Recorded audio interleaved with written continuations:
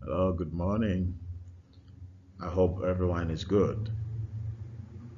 This is a presentation of visualizing hypothesis testing presented by Daniel Antwi.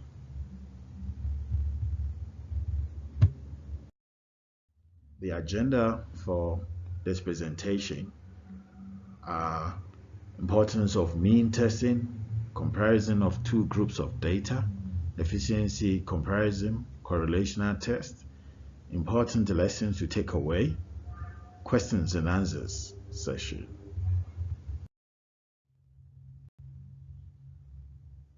Our first visualization is test for a mean. The test for a mean basically compares probability of defect with number of defect widgets. The question is, on average, are the widgets from the ACME widget company defect free? The null hypothesis deducted from the question is, on average, the widgets from ACME widget company are not defect free. The alternative hypothesis, which always reports the reverse or the opposite of the null hypothesis, state that on average, the widget from ACME widget company are defect free. Comparing two groups. Two groups have been compared in here. We have the red line and the yellow, the blue one. We're comparing these two groups. Says the question is, does the average major league team have more home run hitters than its corresponding minor league team? The null hypothesis deduced from this question is the average major league team does not have more home run hitters than its corresponding minor league team. The alternative hypothesis says the average major league team does have more home run hitters than its corresponding minor league team. Visualization 3 is the efficiency comparison. The question indicates that the efficiency curve of the red and the blue teams were recorded. Do the teams have equal mean efficiencies? As we can see, the red team spent highest of 10 hours, whilst the blue team spent 4 hours. The null hypothesis says that the teams do not have equal mean efficiencies,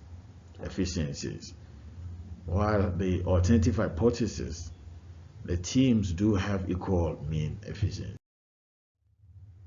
Correlational test, visualization 4. As can be seen, the vertical axis measures the weight of the vents, the industrialized or industrial use vents, and the horizontal measures the miles per gallon. The question says, what were the study's null and alternative hypothesis? The null hypothesis deduced states that the amount of gasoline used by large industrial used vans do not vary with the weight of the various vans.